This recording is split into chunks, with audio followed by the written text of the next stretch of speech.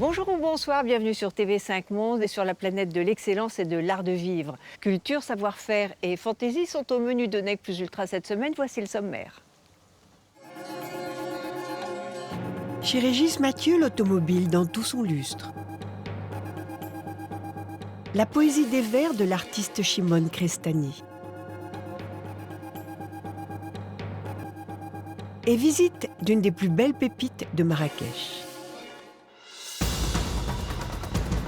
Vous aimez les belles voitures anciennes? Alors direction Gargas. Pour la deuxième fois, Régis Mathieu a réuni quelques pièces exceptionnelles qui vont en faire rêver plus d'un. C'est un lieu qu'on ne visite qu'à la nuit tombée. Dans l'atelier de Régis Mathieu, l'automobile brille de tout son lustre. L'exposition réunit les plus grands modèles conçus par les ingénieurs et les carrossiers français du XXe siècle. Et originalité de l'événement, chaque voiture est associée à un lustre créé ou restauré par Régis Mathieu. Ce que je voulais mettre en lumière cette année, c'était le génie automobile français. Je trouve que les Français ont fait pendant un siècle les plus belles voitures du monde. C'est un tout petit peu oublié aujourd'hui et c'était magnifique de les réunir. Et il y a de magnifiques voitures françaises qui ont éclairé le siècle de leur beauté, de leur carrosserie, de leur modernité, que je voulais moi à mon tour éclairer avec nos luminaires. Un feu d'artifice semble tomber sur cette Delage D670 réalisée pour le pilote Louis Gérard. Il y a plusieurs époques d'automobiles françaises vraiment merveilleuses. Il y a le début de l'automobile où les Français sont précurseurs, puis l'époque des grandes carrosseries, équivalent aujourd'hui de la haute couture française, où les Français vraiment brillaient de toutes les plus belles carrosseries au monde que tout le monde nous a copiées. C'était les Pourtout, les Figoni Falacci, les grandes couturiers de cette époque-là, les années 30, 40, où l'automobile est vraiment considéré comme un art décoratif à part entière. Et puis, les techniques françaises évoluent très vite. Citroën est la marque la plus moderne de tous les temps. Ils inventent la traction avant, la DS, ces voitures qui sont à la fois révolutionnaires et magnifiques. Et puis on finit avec la Bugatti Veyron, qui est la voiture de tous les superlatifs. Et encore une fois, elle est fabriquée en France, près de Strasbourg. Tous les superlatifs vont à la Bugatti Veyron. C'est la plus rapide, 400 km/h, c'est la plus puissante, 1000 chevaux, c'est la plus chère, ce qui est anecdotique mais quand même. C'est la voiture qui a l'histoire la plus brillante, etc., etc. C'est vraiment une auto qui est exceptionnelle aujourd'hui, un siècle avant toutes les voitures, dans le superlatif, dans la beauté et dans l'utilisation, comme ont été quasiment toutes les Bugatti durant le siècle. Ces voitures sont à des collectionneurs privés qui me les ont prêtées. Certaines reposent dans des musées aujourd'hui parce qu'elles sortent peu, mais j'ai voulu que les voitures soient les plus exceptionnelles et les plus authentiques possibles. Toutes les voitures roulent, elles sont entretenues merveilleusement bien. Enfin, des voitures les plus anciennes, c'est amusant, sont toutes arrivées par la route. Voici l'aventurier rival des Ferrari. Ces voitures racontent 3-4 histoires magnifiques. Le début de l'automobile, on passe du fiacre à l'automobile, hippomobile automobile. La calèche aristocratique est remplacée par l'automobile. Et puis les essais de carrosserie, les essais d'aérodynamisme, les robes qui sont les plus magnifiques les unes que les autres, les techniques et enfin les puissances époustouflantes, les nouvelles technologies, le plexiglas, etc. 3 des voitures qui sont dans l'exposition ont couru ou gagné les 24 heures du Mans. Donc ce sont des voitures qui en plus d'être belles sont efficaces. Elles racontent aussi à chacune une marque, une grande marque, un fleuron. Des marques en pointe en termes de technique et de design. Toutes ces voitures aujourd'hui auraient vraiment leur place au musée des arts décoratifs, tellement elles ont été belles, tellement elles ont été novatrices et tellement le monde entier nous les a enviées. En 1962, cette Matra Jet innove avec son semi-monocoque en plastique et son moteur central. Aujourd'hui, pourquoi on fait plus ce genre de voitures aujourd'hui? Je dirais, si on va jusqu'au bout de la phrase, en France. Parce qu'elles sont encore fabriquées, ce genre de voitures de rêve, à l'étranger. Heureusement qu'on a Bugatti encore en France. Mais pourquoi? Parce que des notions un peu bêtes, de politiquement correct par exemple, nous ont privés de la générosité de la beauté. La beauté est une générosité pour moi, c'est-à-dire que c'est parce qu'il y a des gens qui ont voulu nous montrer leur pouvoir, qui ont voulu nous montrer leur richesse, que l'on a de très beaux quartiers, que l'on a de très belles avenues, que l'on a de très beaux opéras, que l'on a de très beaux châteaux. Et en fait, les voitures étaient un accessoire de pouvoir. Et c'est en quoi elles se retrouvent très liées au lustre. Un lustre, c'est complètement inutile. On n'a pas besoin de tonnes de cristal de roche, de bronze doré pour pouvoir suspendre une dizaine de bougies. Mais on n'a pas besoin non plus de tonnes d'acier, de cuir, d'essence de bois noble pour se déplacer. Et en fait, heureusement que des gens ont envie de ces choses-là, heureusement que des gens en ont besoin pour que l'on puisse avoir des matériaux nobles, pour que l'on puisse avoir des savoir-faire. Donc les voitures étaient un signe extérieur de richesse important, comme la lumière, comme les lustres, comme l'architecture, qui a permis de donner vraiment des richesses et des trésors. Il est vraiment bon de montrer aux gens quelque chose de beau. Je vous assure que devant toutes ces voitures, les gens ont une émotion, les gens se retournent et on le voit à l'exposition, 10 000 visiteurs en un mois. Ici, à Gargas, au fin fond de la Provence, ouvert que la nuit, 10 000 visiteurs sont venus tous nous féliciter pour notre métier, pour l'idée de cette belle exposition sur l'automobile, pour la magie des lustres. Et ça fait vraiment plaisir, ça donne envie de se battre pour qu'il continue à avoir de très très belles choses. Ce modèle Peugeot est un des plus innovants en termes de design. Sur la base d'un dessin de Georges Paulin, le carrossier réalise un roadster à partir d'une Peugeot 302. Cette voiture a remporté les 24 heures du Mans en 1938. Quand on voit le sourire des gens qui viennent nous acheter des lustres, le plaisir qu'ils ont quand ils les ont chez eux, et ce plaisir, ils le partagent avec leurs amis. Et ça, c'est fantastique. Les amis viennent dîner sous nos lustres, comme quand on a une belle auto, on se promène avec ses amis ou pour aller voir des amis et on fait plaisir à ceux qui nous voient passer. Régis Mathieu a notamment restauré les lustres de l'Opéra Garnier, de l'Opéra Comique à Paris, du château de Fontainebleau et de Versailles. Que serait la France sans cette industrie du luxe que le monde entier nous envie ? Et je trouve un petit peu dommage qu'en automobile, cette industrie du luxe ne soit plus française, alors qu'on le voit dans cette exposition, nous avons tout, le passé et le présent pour l'animer aujourd'hui. Cette exposition fait toute la lumière sur le génie et le savoir-faire français, une initiative qui a du bon en période de crise. Nous attendons la prochaine exposition avec impatience. Les plus délicats et raffinés d'entre vous vont adorer, comme nous, découvrir l'exposition de Shimon Crestani, un artiste italien. C'est une découverte de l'antiquaire parisien Alexandre Biaggi. C'est au Puce de Saint-Ouen qu'Alexandre Biaggi a débuté. Depuis 1996, il possède une des plus jolies galeries de la rue de Seine.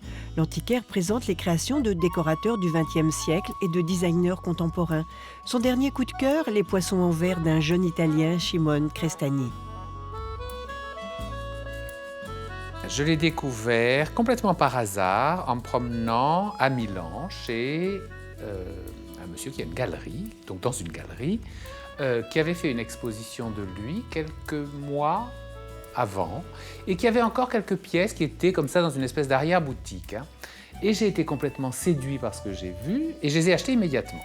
Et puis très gentiment, ce monsieur m'a mis en contact avec l'artiste qui donc s'appelle Simone Crestani et nous nous sommes très bien entendus. Je lui ai proposé une exposition et voilà, donc j'ai fait une première exposition et puis je travaille régulièrement avec lui maintenant. Shimon Crestani nous étonne avec de drôles de poissons. Ils ont la tête pleine, mais le corps squelettique. C'est à Venise, capitale du verre en Italie, qu'il a appris à travailler cette matière. Mais il a commencé très jeune à travailler dans une verrerie et il a commencé à travailler pour ce fabricant, je crois, de verre qui est près de Venise. Et puis petit à petit, au fur et à mesure qu'il a appris la technique en travaillant, il a monté son propre atelier et en fait le verre est devenu plus pour lui un langage artistique que usuel. Donc il a eu envie de s'exprimer avec cette technique parce que finalement ce qu'on voit ce sont plutôt des sculptures de verre. C'est pas, on peut imaginer que c'est un vase parce qu'il y a un orifice, mais voilà, ça n'a rien à voir. C'est un objet d'art. Oui, c'est un objet d'art, oui, absolument. Fasciné par la fragilité du verre, Shimon Crestani sculpte uniquement cette matière. Il vit toujours dans la région de Venise. Son travail est présenté dans des galeries à Milan et à New York. C'est la deuxième exposition qu'organise Alexandre Biaggi à Paris. Les premières choses que j'ai exposées de lui étaient des bonsaïs. Et il fait aussi des luminaires qui sont plus abstraits. Voilà, il a plusieurs sources d'inspiration.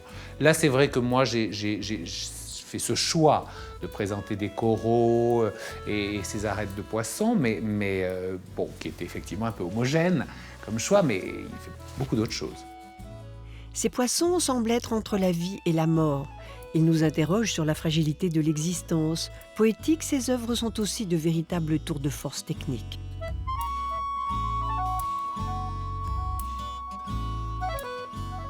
Alors, il y a deux choses qui m'intéressent. D'abord, le savoir-faire technique.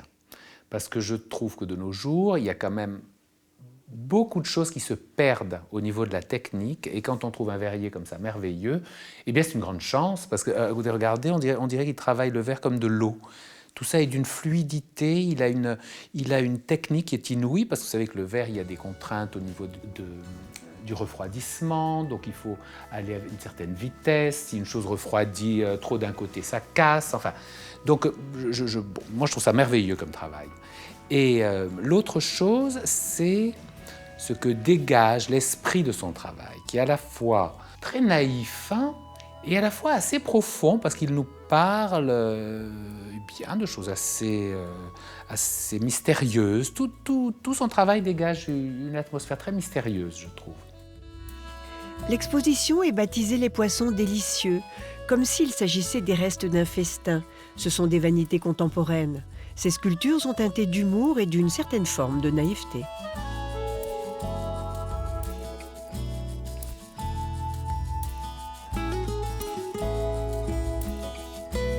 Il regarde les choses avec un regard d'enfant.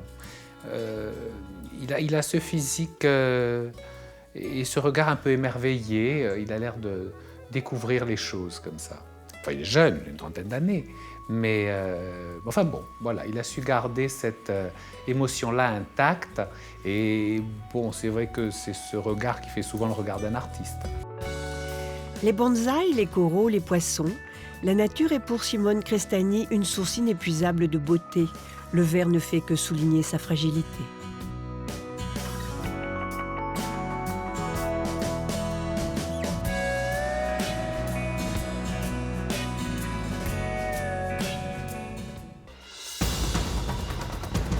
Pour terminer, je vous emmène au Maroc, à Marrakech exactement, pour découvrir un palace construit comme une médina. C'est une merveille, grâce en particulier au travail des artisans marocains.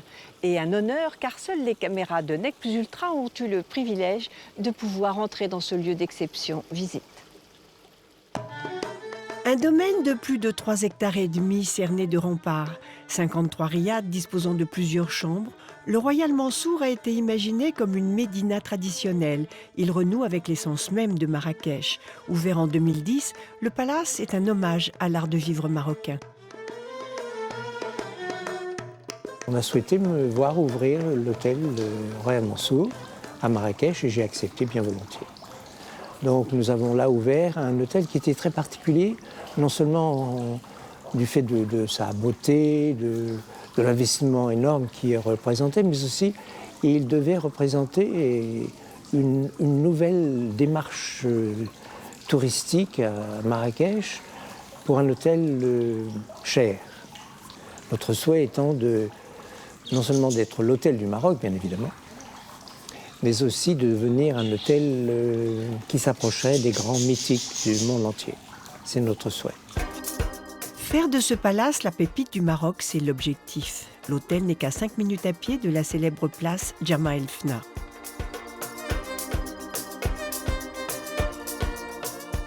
Nous sommes au cœur de la Médina, ici tout près de la Koutoubia, et nous avons souhaité faire un hôtel en forme de Médina.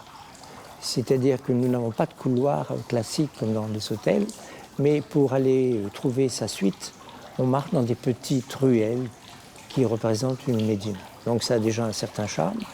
Et chaque riad est une maison individuelle sur 3 niveaux dans la tradition marocaine. Chaque client dispose d'un riad privé composé d'1 à 4 chambres, l'ensemble respectant l'architecture traditionnelle du pays.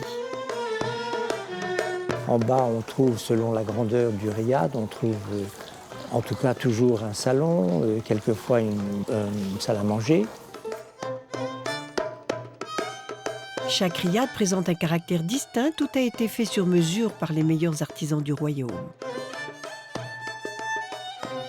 Au premier étage, il y a une chambre, ou 2 chambres, ou 3 chambres, toujours compte tenu de la grandeur. Aucune chambre ne se ressemble, aucune n'est décorée de la même manière. Chaque chambre possède sa propre salle de bain en marbre. Et puis, au dernier étage, il y a une petite terrasse avec un petit bassin, plus ou moins grand toujours, et un solarium, et un endroit près d'une cheminée pour y déjeuner ou dîner le soir. Un lieu de détente avec vue sur les toits de la Médina. Les riads sont entourés d'une muraille pour garantir l'intimité des hôtes et ont chacun leur propre piscine. On est ouvert en plein ciel et ça représente tout à fait la tradition islamique d'être... on peut être aussi voir ses voisins, mais derrière un moucharabier, vous savez, qui se faisait comme ces magnifiques tableaux classiques qu'on trouve en Égypte ou autre. Pour un service de qualité, le palace a recruté près de 500 personnes que l'on ne voit pratiquement jamais. La circulation se fait sous terre, un travail de titan. Nous avons plus de 500 personnes qui sont à la disposition de la clientèle, ce qui est énorme pour le peu de chambres que nous avons, mais c'est le seul moyen de pouvoir réaliser tout ce que nous souhaitons, parce qu'en dehors d'une chambre classique nécessiterait une femme de chambre. Ici, notre riad en nécessite 3 ou 4. Nous avons 53 riads qui représentent à eux tous 72 chambres, et nous pourrions recevoir, quand nous sommes complets, environ 150 personnes. C'est donc un petit hôtel. Un petit hôtel avec une grande table. Près de 100 cuisiniers travaillent dans les 2 restaurants du palace. Dans le cadre de ce que nous voulons faire, c'est-à-dire être le meilleur hôtel du Maroc et d'avoir une très belle réputation, nous voulions effectivement avoir aussi une bonne table. Nous avons eu la chance de rencontrer Yannick Aleno qui s'est intéressé à notre projet, et comme nous nous intéressions à lui, nous lui avons demandé de bien vouloir gérer un petit peu notre restauration, ce qu'il a accepté volontiers, et il nous a fait lui-même les cartes, les menus, et il vient régulièrement pour s'assurer que tout est correctement tenu. L'hôtel dispose aussi d'un immense spa. Un spa unique au monde. Hammam, massage, soins, maquillage. Le décor est somptueux avec cet immense atrium en fer forgé blanc. Nous avons effectivement un spa qui enthousiasme l'ensemble des gens qui le fréquentent, et même les gens très habitués à fréquenter les spas, à leur dire, n'ont jamais vu quelque chose d'aussi beau. Et ce qui était évident, c'est qu'on a pu faire un building particulier, un bâtiment à lui-même de ce spa, avec ses fenêtres, ses ouvertures qui font que quand on entre dans ce spa, c'est brillant de clarté, de lumière. Près de 1000 artisans marocains ont travaillé pendant 4 ans pour construire l'hôtel. C'est aujourd'hui une vitrine pour le savoir-faire des artisans marocains.